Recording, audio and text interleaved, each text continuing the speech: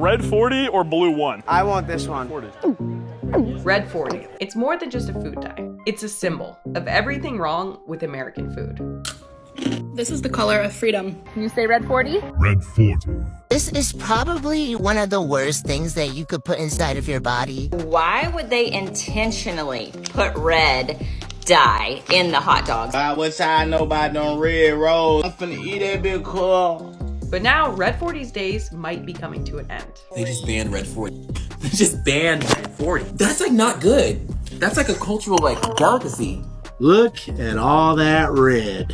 Today we're discussing Red 40 and the rest of the food dye gang because they're sort of being banned in the United States. These dyes are technically being voluntarily phased out. So with the food industry, that means they could be gone in 30 days or 30 years. It's not a law, it's not an official ban, so we'll see. But if they do go, say goodbye to Hot Cheetos, Doritos, Trix cereal, these bright red hot dogs, and more. Red 40 is in thousands of foods in the American food supply. You know how French food culture is like cheese and wine and fancy mustards? North American food culture is like Red 40, Yellow 5, and marketing to children. It just is what it is. We grow up with these industrial foods and then most of us have a lifelong nostalgia and love for them. But recently, they've become incredibly controversial. Red 40 and the gang have been linked to behavioral issues, ADHD, and parents describe their children turning into little demons on Red 40. Are you goofy? Are you psycho?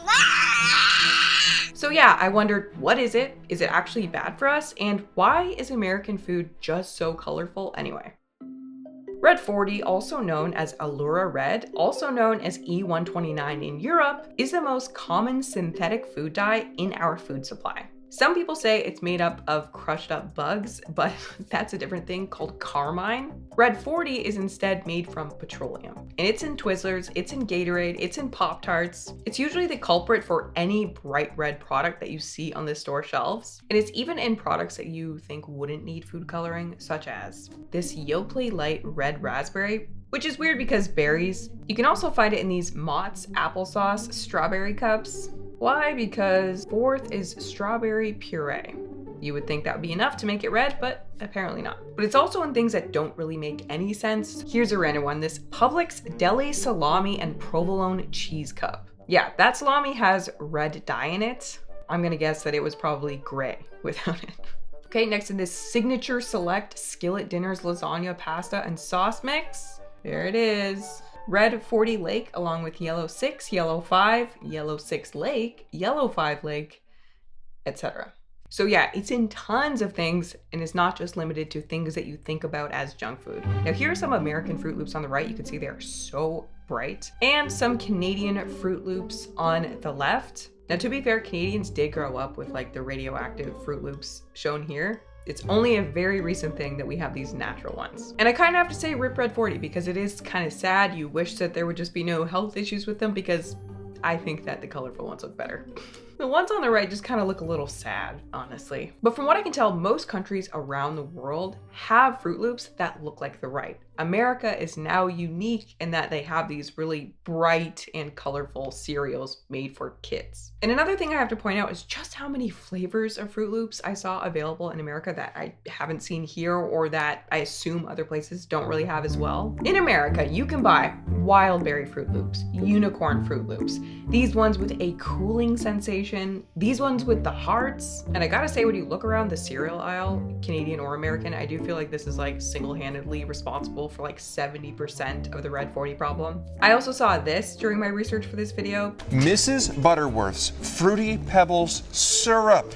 Smell it, Leanne. I did. It smells like cough syrup. I wish I was the type of person who saw that and was just like completely repulsed by it, but unfortunately, I am at least a little bit intrigued. Next, here is an American, what is it, Talkie? Here is an American Talkie versus a German Talkie. The US one is colored with Red 40, obviously, and the German one is colored with paprika extract and carmine, aka those little ground up bugs.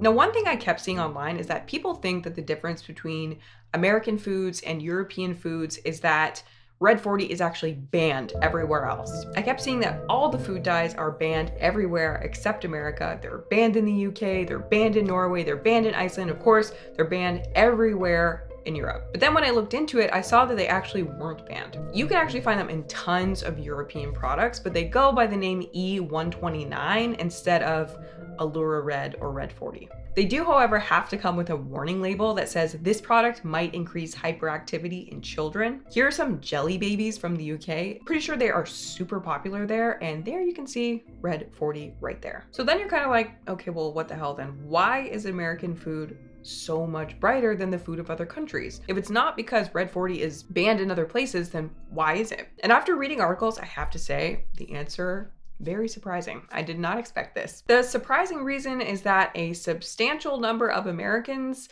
like it that way.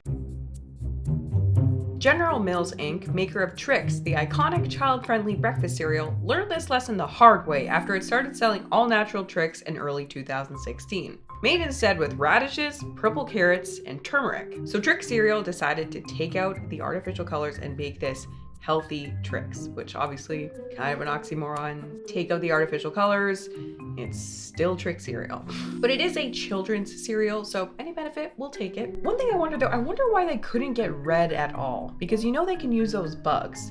So I was kind of looking at it, I'm like, did you guys have to make it this kind of worse looking, or did you do that intentionally so that it looked healthier? But here's the very unexpected thing that happened when they did that. Change it back, wrote Denver area mother and photographer Ashley Carrara on Facebook shortly after the new recipe hit shelves. She said in an interview Thursday that she likes the way the artificial colors and high fructose corn syrup look and taste. The new recipe, not so much. My kids find the color of the new Trix cereal quite depressing, she said. Well, yeah, you can't have everything, Ashley. Do you want them to have hyperactivity or do you want them to have colorful cereal? I'm glad they clarified it was an interview because it kind of just sounds like an unhinged comment on Facebook, but apparently this is a real mom. I went and I looked, I found an Ashley Carrara. This is her real opinion. She likes corn syrup. Another person said, it's basically a salad now, said 35-year-old Justin Storer of the new Trix. The Chicago lawyer said he gets most of his lunches from the 7-Eleven across the street from his office, while his coworker eats weird vegetable chips from Trader Joe's and puffed kale. I feel like there's gotta be an in between. Your options aren't Trix cereal from the gas station at 7-Eleven or puffed kale. Also, I just feel like he's probably missing out on some vital nutrients if like that is the same lunch he gets every single day. And why from 7-Eleven? That's the part I don't get it. You could easily pack that from home, just that one little bit, just a little bit of effort. I'm imagining one of those little like ones that are meant for like when you're on like a road trip and they come in like a little styrofoam. Now, I'm assuming that this sample size of people are like extreme outliers, like the outliers that like called in and were like, Trix, change it back. You know what I mean? Because I feel like a 35-year-old lawyer eating his lunch from the gas station that he could at least pack at home, I feel like that's gotta be an outlier type human being. No shade if you're not like a health nut, but like that is a different level. You're 35. Like, that's more than being unhealthy. You're just like, you're not taking care of yourself. Look at this headline too. General Mills is bringing back its original colorful Trix recipe following customer backlash against miserable all-natural cereal. So yeah, in 2015, General Mills announced that they were pulling all of the artificial dyes out of their cereals. And this was prompted by people complaining about the artificial dyes in their cereals. Cereal sales have been in a slump for a long time, and I think that they thought, okay, hey, maybe it's because people view cereal as unhealthy. Let's take out the dye. But the interesting thing that General Mills noticed was that the people that were complaining about the artificial dyes in the cereal were not the same people who were buying the cereal. The surprising truth was that the people who were buying the cereal, they liked it like that. Looks like rabbit food now. Sad day for America. Revolting. Still not the same Trix as when I was a kid. They used to be shaped like food and they tasted better that way. Blasphemy. The baby blue Trix are the highlight of my mornings. Let us pray that Pop-Tarts don't fall to the same fate. If you're hitting Trix regularly for breakfast, are you really that motivated by healthy food choices? My weakness is for Fruit Loops, and I like them sugary and colorful. Thing is, I guess like in some ways I kind of agree with them. If you're buying Trix cereal, you're not buying it for the health benefits. The biggest problem with Trix cereal, not the food dye. You take the food dye out, still Trix cereal. But the thing is, the main intended demographic for this cereal is not 35-year-old lawyers who eat their lunch at the gas station. It's children. And that is where most of all this drama about these food dyes is taking place. Over the last few years, concerns about Red 40 triggering behavioral issues in kids have been growing. In addition to a few small studies that we'll talk about, there's been growing lore among parent groups that this dye is making kids crazy. It's been pretty hard over the past few years. Red dye makes him lose control. I used to describe it like Jekyll and Hyde, because you had this excellent kid and then you had the kid that would talk to you like dirt. Brandy Carlson says the first sign of trouble came when he was 1.5 years old and ate a hot dog. His mom says just 2 M&Ms can bring on a tantrum. Like, I can see what I'm doing, but I don't have control of my mouth or anything. The research has definitely indicated that there is a population of kids who are super sensitive to it and can have reactions just like this kid. And it seems to be a very small percentage of kids, but all over the internet, I found stories of parents saying that Red 40 straight up made their kids evil. Screaming, yelling, throwing stuff, getting angry, not being able to focus. Parents and doctors have been noticing an alarming trend. 2 of my kids turned demonic when they ate food dye, especially Red 40 when they were little. All of my kids have ADHD, but for 2 of them, red especially is like a switch to no impulse control and all of the big emotions. Just chiming in, my daughter has ADHD, but most of the time she's a well-adjusted, sweet, agreeable girl. Yet once in a while, she would snap. I joked that she would turn into an evil demon child. She would throw tantrums, scream, get violent and destructive. Then she would eventually break down and cry with this pure, real sadness. It was like she couldn't even get a grip on her emotions. They were all over the place. A friend with a fellow ADHD child suggested giving up food dyes, as it had made a big difference with them. The difference was night and day. What I didn't expect was that giving up food dyes, we discovered they were also triggering her chronic migraines. And now that I'm conscious of the connection, I can tell you that on the rare occasion she does have food dye, the reactions happen like clockwork. And it's not other junk like sugar or processed food. She just had a dye-free birthday party with tons of other junk and no reaction. You cannot ever convince me there's not a link. Stories like this, extremely common, and there is research to back it up. I also noticed some adults saying that they were hypersensitive to it or allergic to it. Some reported gastrointestinal issues, and others mentioned that it made their ADHD symptoms much worse. But I also think I have to say there also is clearly an element of people freaking themselves out and then also freaking their kids out about this dye. I hope they're not bad ingredients. I hope they're not bad ingredients too. What are you checking for? No Red 40, I guess. No Red 40, I guess. Let's see.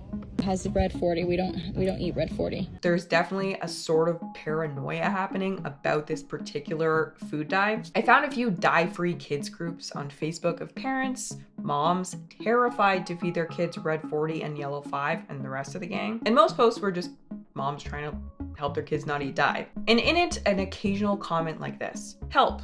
My 8-year-old daughter accidentally had Red 40 2 weeks ago. She is having severe meltdowns and extreme sensory issues. This usually only lasts 2 to 3 days, but now we're at 2 weeks. I made a doctor appointment. Any suggestions on what I should have them test for? It's all the typical Red 40 behaviors. No reasoning with her, screaming and kicking, but I can't figure out why it's lasted this long. Probably shouldn't blame that all on the dye. In fact, if you blame that all on the dye, you might be missing something important with your kid. Sometimes small kids have big feelings and they don't know how to properly communicate them or express them. It's not always dyes that make kids act the way they do. Kids are allowed / supposed to have tantrums, go rogue, and have moments just like we do. This exactly, I saw a lot of comments kind of like this where it's like, okay, it might just be being a kid. This group is nuts. I'm out. Kids can have tantrums and it not be directly related to dyes. I mean, my first thoughts are if it's lasting 2 weeks, it's probably not just related to the dyes. But just from reading around, it does seem like there's some parents who are really freaked out about this Red 40 and kind of involve their kid in their freak out. And they're telling their kids no food with Red 40 in it because Red 40 is gonna make you crazy or whatever they say. It doesn't have any Red 40. No Red 40, no Red 40. It's been pretty hard over the past few years. And the thing is too, if you freak your kid out about Red 40, then if they happen to have anything with Red 40 at school or something, you can create an expectancy effect or nocebo effect where they start acting the way that they believe Red 40 should make them act, which could make new behavior pop out of nowhere or true Red 40 behavior even worse. In a lot of the articles that I read, it said that there were documented examples of Red 40 freakouts online, but I couldn't find them. Any clips I use in this video are literally just kids having a tantrum tantrum, the best I could find was this. Are you goofy? Are you psycho? And I saw that people were reposting it as like a clear visual of a Red 40 freakout, but I don't know, is it a Red 40 freakout? I don't know, you have to be your own judge. But what does the science say? When it comes to food science, I think if I want to get like the easiest, fastest overview on something in a trustworthy way, I go to the Center of Science in the Public Interest. These are the unsung heroes of public health. If there is any sort of counterforce to big food, this is it. In any food industry book I have ever read, the group pushing back on the food industry, making sure that things don't get too out of hand, is the Center for Science in the Public Interest. So if I trust anyone in this world, it is them, and they published the report, Food Dyes, a Rainbow of Risks. And in it, they went in on Red 40. Red 40, the most widely used dye, may accelerate the appearance of immune system tumors in mice. The dye causes hyperactivity, allergy-like reactions in a small number of consumers and might trigger hyperactivity in children. Considering the safety questions and its non-essentiality, Red 40 should be excluded from foods unless and until new tests clearly demonstrate its safety. So they're basically saying put up or shut up with the Red 40. Prove that it's safe or take it out of the food. And I've seen everything online about it saying that it causes cancer, it causes ADHD, it causes autism. But that's not what the science says. There's no reason to be terrified of it. We really just know that there are some safety questions that still need to be answered about something that's going to be in 70% of all food. And I mean, the thing is with this stuff is there is very little benefit to it. It's completely cosmetic. So I'm of the mindset, just take it out. Just take it out. There's really no harm. The only person who's going to be mad is that guy with the Trix cereal. He will be okay, okay? He'll move on very quickly. Sure, it seems a little sad for the food to become less colorful, but we will all move on from Mountain Dew Code Red being a little bit less cool. I actually saw a lot of people making a freedom argument online. Be free to choose foods with unhealthy food dyes if that is what they want. For me, I feel like if there is no actual benefit other than cosmetic, it's a pretty easy open and shut case. Just take it out. Because of those toxicological considerations, including carcinogenicity, hypersensitivity reactions, and behavioral effects, food dyes cannot be considered safe. The FDA should ban food dyes which serve no purpose other than a cosmetic effect. Of all food additives, it's just making food a little bit more fun. And it's not even like they're taking out all the color, okay? They could still put color in there. Here are cookies. The one in the back has the synthetic dyes that we're all used to. See those colors? The one in the front here has natural dyes. I feel like this is kind of just an ugly cookie, but you can see the potential, you know, give them a few more years, they're gonna get it right. Which kind of raises another question. If they can swap out the dyes, why haven't they done it yet? Well, you may have heard that the FDA plans to remove all synthetic dyes from the US by the end of next year. And in the process, they just approved 2 new natural dyes. But the food industry itself has actually been promising this for like 10 years already. But the reason it's taken them so long is actually pretty interesting. The reason the switch hasn't happened yet is because it's extremely complicated. You would think it would be so easy, it's just color, right? Like, why can't they just go and swap it out? But there was this really interesting article in the New York Times about the quest to make a true blue M&M. This article was written all the way back in 2016, so it's pretty old. And back then, Mars, the manufacturer of M&Ms, already had its food scientists trying to crack natural food dyes, but they'd been failing at the task. And blue was particularly difficult because it's not very often found in nature. Spirulina powder made from algae was the top contender. However, the company desperately needs a substitute for synthetic blue #1, as does the rest of the industry. But right now, there isn't enough spirulina dye to go around. And in any case, sometimes it doesn't yield just the right blue, or the color degrades and comes out blotchy, or it tastes odd. So researchers are still looking everywhere for other natural blue pigments. Among the contenders being tested in laboratories are a berry found in Central and South America, the huito, a blue gardenia flower, red cabbage, aged red wine, a bacteria used to make Swiss cheese, the Japanese kusagi berry, butterfly pea flowers, and pigments derived from soil bacteria, tree root fungi, sea sponges, and mushrooms. Natural compounds are also unpredictable. The molecules hold on to remnants of the places where they grew, the minerals in the water, say, or the weather during a growing season. And sometimes those earthy atmospheric residues look strange or taste and smell funky. It's funny because how much thought have you ever given to the colors in an M&M? But look how much work goes into trying to make them the way that they are. And the article goes on to document the journalist, the writer, trying with the food scientist, the blue M&M that they're working on and the blue Skittle. So she tries the M&M and here's what she says. Despite the furrowed brows of the scientist, the spirulina blue M&M tasted good. When I nodded approvingly, the scientist seemed to be relieved. But that changed when we moved on to the spirulina Skittle. I could feel the nervousness of the white smocked group rise as I was handed a small clear plastic cup, the kind hospitals sometimes use to administer medications, containing a single round blue candy. I put it on my tongue, and at first all I noticed was the tart hit of sugar and acid inducing that expected rush of saliva. I've never chewed under such scrutiny. I quickly swallowed and smiled reassuringly. Just wait, the lead scientist said, and there it was, a distinct, boggy, shallow pond in late summer aftertaste. I would have spit, but the scientist seemed so vulnerable already. I took a gulp of water. Their disappointment was understandable. They've spent years trying to control these rowdy pigments when what they need and want is something stable and predictable. I felt for them. I just thought that was so interesting. I feel like that's like one of the rare times that I felt some sort of endearment for the food industry. So amazing job by the journalist.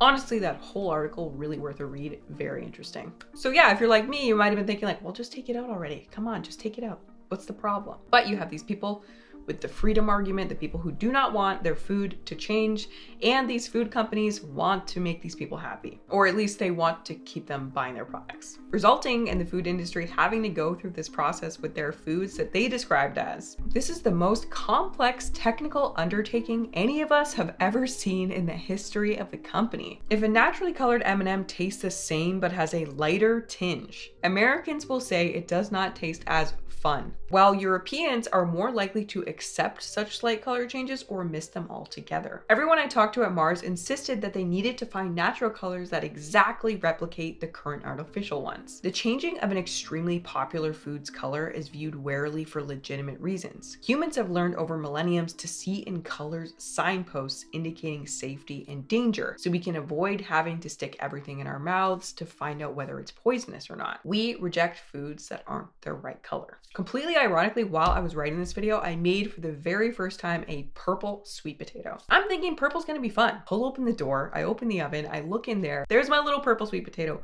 oozing a purple, like a deep purple, almost blood-like goo. I tell my brain to shut up. I just start, eating my potato and I just find it. I thought it tastes weird. I thought it tastes gross. I'm like, come on, don't be a baby. It tastes normal. I put some salt on it. I sit down with my fork and knife. I poke around at it a few times. I take a few bites. I decide that it doesn't taste normal, it doesn't taste good, and that I don't want it. Now, if you had blindfolded me and given me that same potato, I probably wouldn't have noticed a difference. But at the time, and even now, I feel like it did taste different. Maybe someone who eats purple potatoes can verify. I thought it tastes way different and way worse. But I knew rationally that no, that's the effect of the color. But that rational knowledge did not help me enjoy the potato, nor did it help me eat the potato. I ended up giving it to my dog. We reject foods that are not their right color. For another visceral example, here's a video of a guy making a quote-unquote different ketchup that he says is absolutely delicious. Way better than normal ketchup. Do you believe him? Are you tempted to eat his ketchup? Probably not. Which immediately brings to mind that Heinz purple ketchup. God, is it even actual ketchup? Look at that. The viscosity looks completely wrong. And that's the power of color. There are billions of dollars on the line, so you can see why the food industry doesn't want to make changes, but now apparently they're going to. Like I said earlier, there's no law, okay? So there's been many times that the food industry have been like, yeah, we'll change. And then they don't. But seeing as 2 new natural food dyes have just been approved by the FDA, I am thinking that the food industry already knows, already has a backup plan, already has things ready to go. So we will see what happens and if they do actually get bans and we say goodbye to Red 40. Also, it should be said that the easiest way to avoid Red 40 and other food dyes is just to stop eating ultra processed food. Anyway, hope you enjoyed this video and I will see you in the next one. Oh, and if you like this video, you will love this video.